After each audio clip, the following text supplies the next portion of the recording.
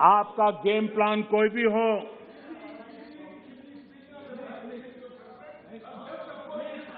माननीय अध्यक्ष जी, ऐसे बहुत लोग आए और चले गए,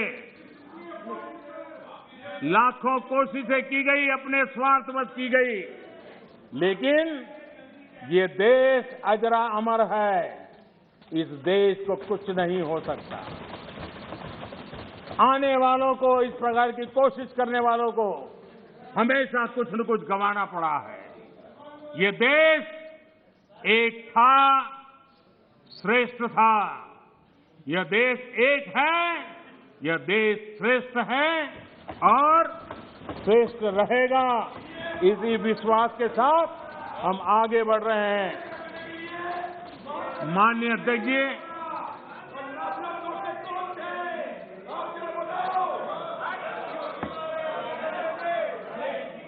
माननीय अध्यक्ष जी, माननीय अध्यक्ष जी, यहां कर्तव्यों की बात करने पर भी ऐतराज जताया गया है। उससे भी कुछ लोगों को पीड़ा हुई है कि देश का प्रधानमंत्री कर्तव्य की बात क्यों करता है। कर्तव्य की चर्चा हो रही, किसी बात को समझ के अभाव से या बद इरादे से विकृति से घड़ देना, विवाद खड़ा कर देना ताकि खुद लाइमलाइट में रहे। मैं हैरान हूं, अचानक कांग्रेस को अब कर्तव्य की बात चुभने लगी है। आप लोग, अजय रंजन जी, आप बैठिए। अरे आपकी जिंदगी बोलते रहना है, आपका वही काम है। माननीय अध्यक्ष जी,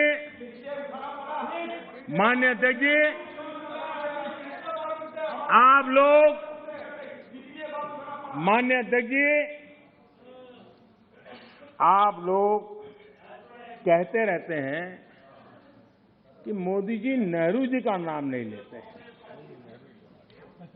तो आज मैं आपकी मुराद बराबर पूरी कर रहा हूं, आपकी प्यास बुझा रहा हूं। देखिए, कर्तव्यों के संबंध में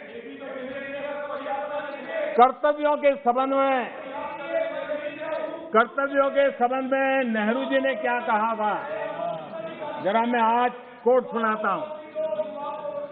माननीय अध्यक्ष जी, पंडित नेहरू जी, देश के प्रथम प्रधानमंत्री, उन्होंने क्या कहा था? मैं आपसे फिर कहता हूं, मैं कोट कर रहा हूं, मैं आपसे फिर कहता हूं कि आजाद हिंदुस्तान है। आजाद हिंदुस्तान की सालगिरह हम मनाते हैं, लेकिन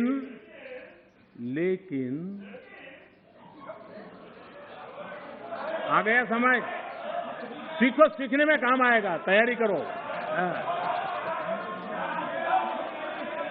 लेकिन आजादी के साथ जिम्मेदारी होती है, और कर्तव्य को ही दूसरे शब्दों में जिम्मेदारी कहते हैं।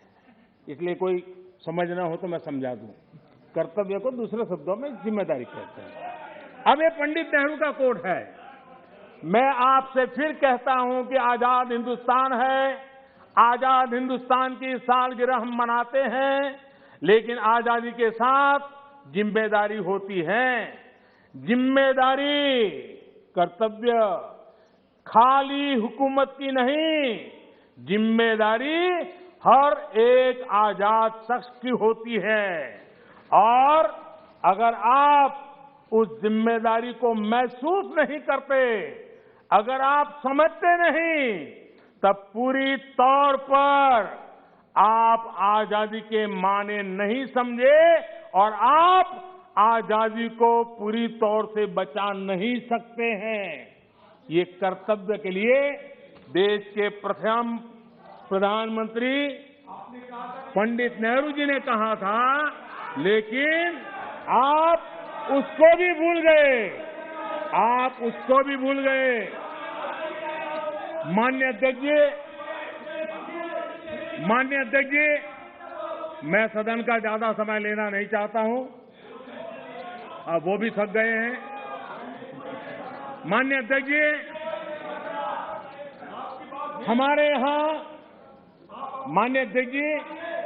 हमारे यहां कहा गया है क्षणशः,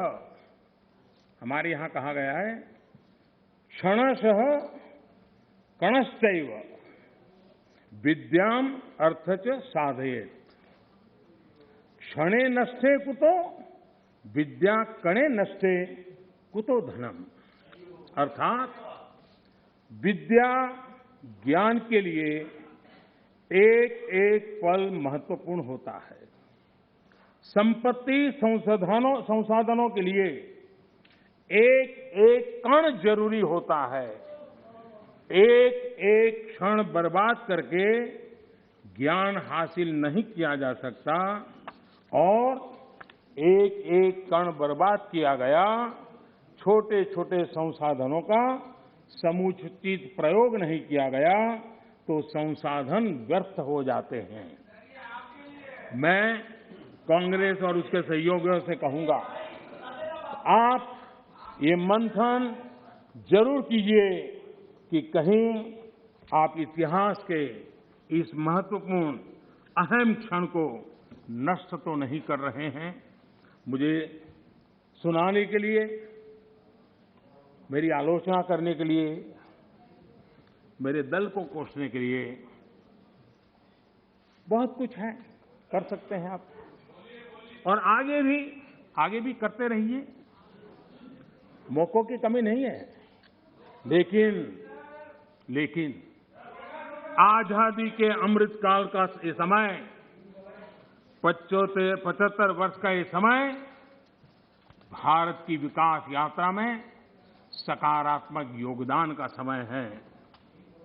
मैं विपक्ष के और यहां पर बैठे हुए भी सभी साथियों से और इस सदन के माध्यम से देशवासियों से भी आजादी के इस अमृत महोत्सव के पर्व पर आग्रह करता हूं, निवेदन करता हूं, अपेक्षा करता हूं कि आओ इस आजादी के अमृत महोत्सव को हम नए संकल्पों के साथ, आत्मनिर्भर भारत बनाने के संकल्प के साथ एकजुट होकर हम लग जाएं, कोशिश करें पिछले 75 साल में जहां जहां हम कम पड़े हैं उसको पूरा करें और आने वाले 2047 के शताब्दी वर्ष बनाने से पहले देश को कैसा बनाना है उसका संकल्प लेकर के आगे बढ़े।